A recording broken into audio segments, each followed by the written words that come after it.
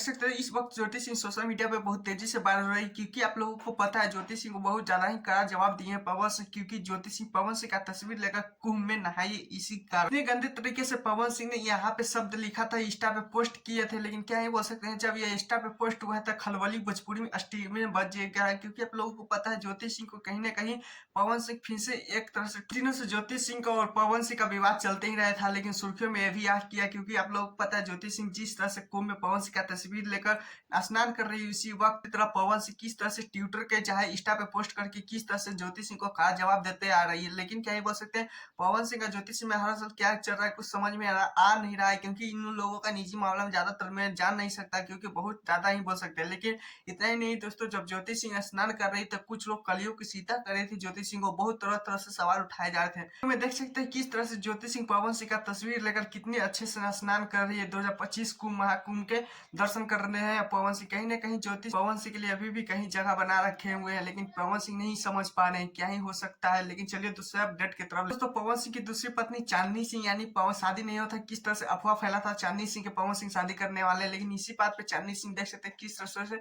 बोलते हुए आ रही है। पवन सिंह का एज निकला हुआ है और क्या अब तो एज तो उनकी भी निकल चुकी है।